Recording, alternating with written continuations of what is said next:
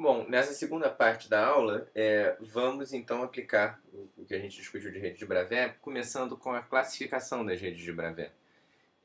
A gente tem que a forma da célula unitária não permite que a gente classifique as redes de Bravais, mesmo que a gente viu que a célula unitária pode ter várias formas diferentes, né?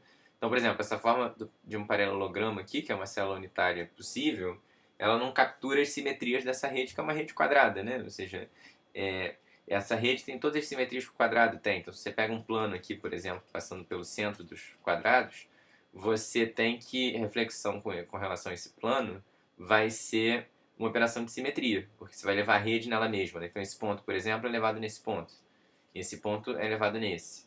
Esse ponto daqui é levado nesse ponto de cá. Esse daqui é levado nesse, assim por diante. Operação de inversão também. Se você inverte com relação a esse ponto, você tem uma simetria da rede. De fato, esse ponto é elevado nesse ponto, esse é elevado nesse, esse daqui é elevado nesse. Então a rede vai nela mesma. Então essa rede tem todas as simetrias de um quadrado. Na verdade, são infinitos quadrados, né, transladados pelos vetores da rede de Bravais. E essa célula primitiva não contém essa simetria. Né? Então, na verdade, para a gente descrever as simetrias da rede de Bravais, a gente vai olhar para os vetores primitivos da rede. E a pergunta que aparece é quantos tipos de rede distinta a gente pode formar em duas dimensões. Em uma dimensão a gente só tinha uma opção, né? Em duas dimensões a gente tem, na verdade, 5 opções não equivalentes. Então, isso é toda uma parte bem sutil demonstrar isso, eu peço para vocês pensarem nisso, mas no nosso curso aqui a gente, na verdade, só vai se preocupar com essa rede 4 e 5. A 5 é a rede tetragonal, que é caracterizada por ter dois vetores primitivos que têm o mesmo tamanho e fazem um ângulo de 90 graus entre si. Então, quando isso acontecer, a gente tem a chamada rede tetragonal, que é também conhecida popularmente como a rede quadrada.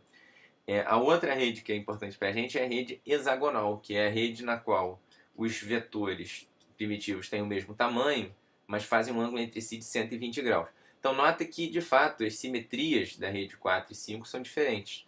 Por exemplo, considera um eixo perpendicular ao plano do computador que passa por esse átomo que eu estou achurando aqui. Se nessa rede 4 você rodar em torno desse eixo por 60 graus, você vai ter uma operação de simetria da rede. A rede é levada nela mesma, porque esse átomo vem para cá, esse ponto daqui vem para cá, esse ponto vem e assim por diante. Por outro lado, se você fizer a mesma operação na rede quadrada, você não vai manter a rede invariante, ou seja, não é uma operação de simetria dessa rede. Tá? Então essas duas redes são super importantes, mas na realidade dá para demonstrar que só tem 5 não equivalentes entre si. Ou seja, além da tetragonal e da hexagonal, nós temos as redes ortorrômbicas e as monoclínicas, tá? Então essas redes não vão aparecer muito. A monoclínica não vai aparecer no nosso curso e a ortorrômbica vai aparecer muito pouco, tá bom? Agora, é fundamental chamar a atenção que nem toda rede é uma rede de Bravais. Um dos exemplos mais famosos é a chamada rede Favos de Mel, que é a Honeycomb, que também é chamada pelo nome inglês dela. Dá para ver que esse conjunto de pontos não forma uma rede de Bravais, porque esses pontos não são equivalentes entre si. Se você olhar para o ponto P, por exemplo, ele tem um vizinho para cima e dois aqui um para baixo para a direita e outro para baixo para a esquerda. Se você, no entanto, olhar para esse ponto daqui, que está logo do lado do P, vamos chamar esse ponto de T. Ele agora não tem um vizinho para cima, não tem um vizinho aqui, esse ponto está vazio. Ele tem um vizinho para baixo e os outros estão aqui para cima, né? Para a direita e para a esquerda. Então você vê que o ponto T e o ponto P não são equivalentes entre si, tá? Uma outra maneira de dizer isso é o seguinte: você pode escolher os vetores primitivos que você quiser. É impossível você escolher dois vetores de tal maneira que, por combinação inteira deles, você produza os pontos que estão na tela. Você obrigatoriamente ou vai produzir ponto a mais ou vai produzir ponto a menos, tá? Eu peço para vocês pausarem o vídeo e se convencerem disso. Isso é super importante para a gente. Ou seja, o que está na tela não é uma rede de Bravais, ou seja, é uma estrutura que tem uma periodicidade, mas não é a rede de Bravais. Então é fundamental a gente identificar nessa estrutura quais são os pontos equivalentes entre si. A gente separa em dois tipos de pontos azuis e vermelhos. Eles podem eventualmente até ser ocupados pelo mesmo átomo, não tem problema, não faz diferença. Mas eles são pontos inequivalentes. Então, por outro lado, se você pega aqui todos os pontos azuis entre si, eles são equivalentes entre si, eles têm a mesma vizinhança. Então, cada ponto azul tem um ponto vermelho para baixo e dois aqui, conforme está ilustrado aqui na figura. Então você pega esse outro ponto azul é a mesma coisa. Você pega um ponto azul aqui embaixo é a mesma coisa. E os pontos vermelhos são diferentes do azuis, mas são todos equivalentes entre si. Então o ponto vermelho ele tem um vizinho para cima e os outros dois aqui nessas direções. Você pega um outro vermelho, mesma coisa. Mas nota que é diferente dos azuis. Tá? Então os pontos azuis sozinhos, eles formam uma rede de Bravais. Que se vocês desenharem aqui, vocês vão ver que é exatamente a rede hexagonal que a gente desenhou no slide anterior. Então você pode ver aqui ó, já está aparecendo aqui o hexágono, né? Então, essa é uma rede hexagonal. A rede formada pelos azuis sozinhos. A rede formada pelos vermelhos sozinhos é a mesma coisa. Eu tenho também aqui uma rede hexagonal que, contudo, é uma rede deslocada com relação à rede azul. Tá? E assim por diante. Então, para a gente descrever esse conjunto de pontos total, que é o conjunto dos pontos azuis e vermelhos, a gente precisa não só de falar qual é a rede de Bravais, mas a gente precisa obrigatoriamente falar da base também, que é a mesma coisa que apareceu lá na célula unitária. Então aqui a minha rede de Bravais é definida, para você definir a rede de Bravais, você tem que fornecer os vetores primitivos da rede, tá? Que são os vetores A1 e A2. Para descrevê-los apropriadamente é importante ter um sistema de eixos. Então aqui, por exemplo, estou escolhendo os eixos conforme está ilustrado no slide, e aí o vetor A1, vocês podem ver que é A vezes X chapéu, tá? Onde esse A é esse tamanho desse vetor A1 aqui. Por outro lado, esse vetor A2, vocês podem mostrar que ele tem essa expressão daqui. É rápido ver isso, notando que o ângulo entre A1 e A2 é um ângulo de 60 graus, tá? Que é justamente o que caracteriza ali a rede hexagonal. Mas quando você fornece a rede de Bravais, você está dando só uma parte do problema. A gente tem que descrever a base também. E a base, para a gente aqui nesse problema, vai ser colocar um átomo azul, aqui, por exemplo, na origem. Posso sempre escolher dessa forma, né? Botar a origem em um dos dois átomos. E aí eu tenho que dizer agora onde é que estão os átomos vermelhos relativos aos átomos azuis. E o que acontece é que dentro dessa célula aqui primitiva unitária, eu tenho que encontrar aqui onde está esse vermelho, né? Tem um vermelho aqui dentro que eu vou ter que localizar. E esse vermelho, vocês podem mostrar que ele é dado por 1/3 de A1 mais A2, tá? A1 mais A2 é esse vetor aqui.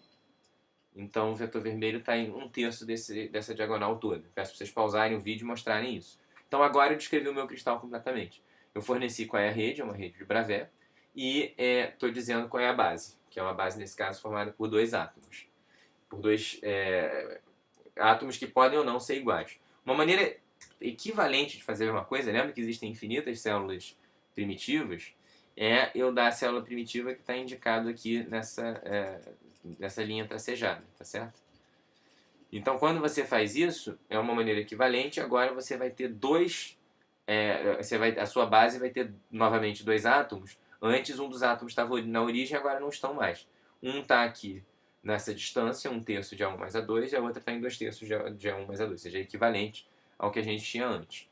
Só para chamar a atenção é o seguinte, não é que o átomo azul sozinho forma uma rede de Bravais. Fisicamente, a rede de Bravais é um conceito abstrato, é um conceito matemático.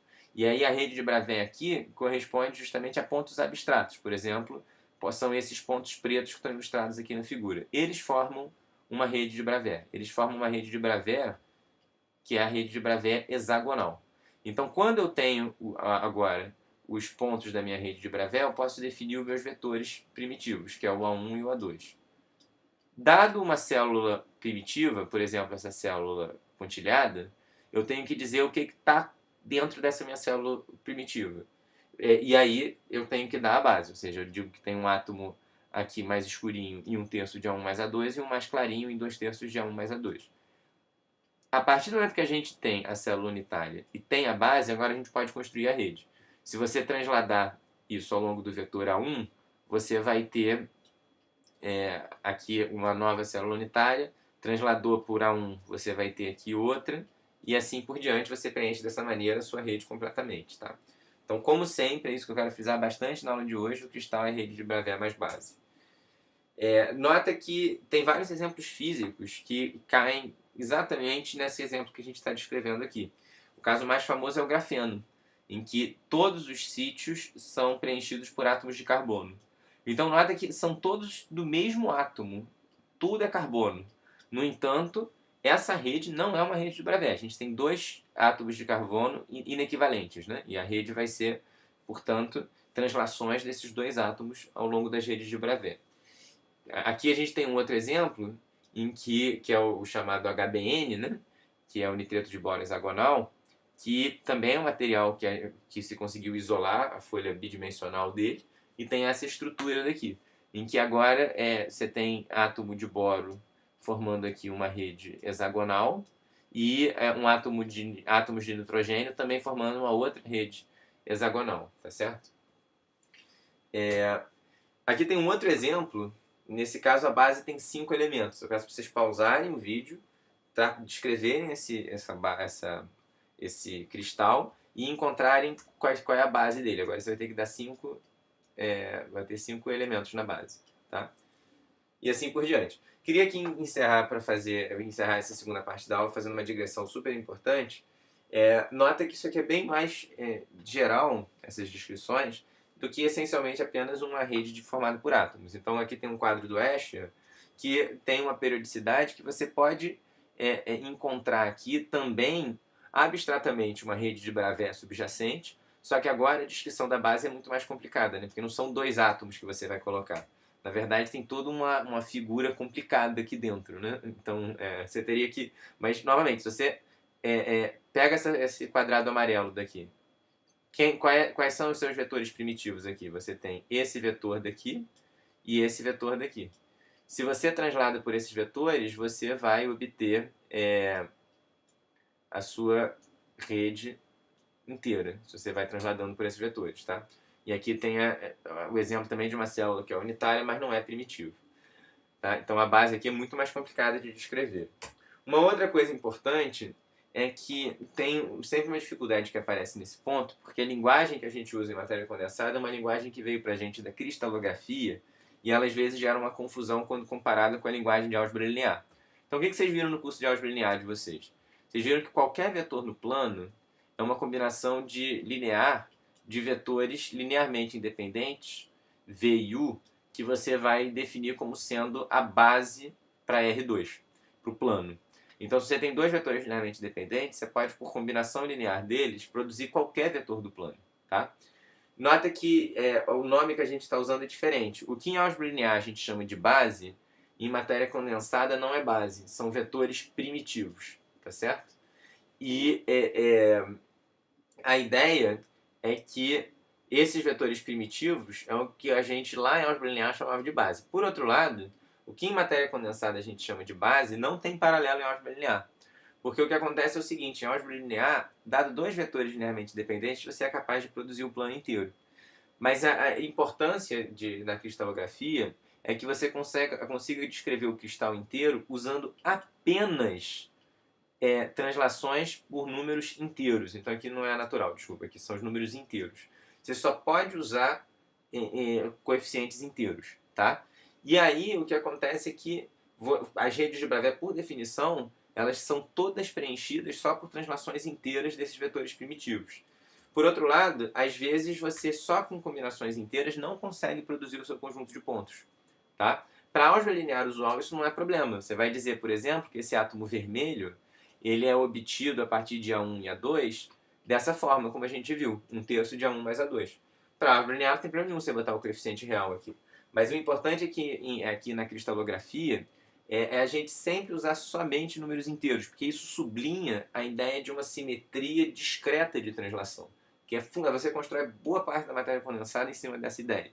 Então, quando você tem um conjunto de pontos que não é possível de você descrever, como esse conjunto aqui, usando só a combinação inteira de dois vetores, você, em vez de abrir mão dos números inteiros e permitir que apareçam números reais, a gente opta em cristalografia por fazer a seguinte discussão.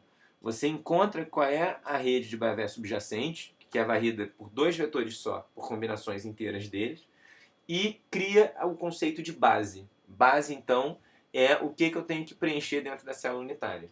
Então, nota que essa palavra que aparece aqui tem que tomar muito cuidado, é uma palavra que vocês viram em álgebra linear com um sentido completamente diferente. O que vocês estão acostumados a chamar de base, agora, em matéria condensada, vocês vão chamar de vetores primitivos da rede. Tá bom? Tudo isso que a gente discutiu foi o caso bidimensional. Na terceira parte dessa aula, a gente vai falar do caso tridimensional.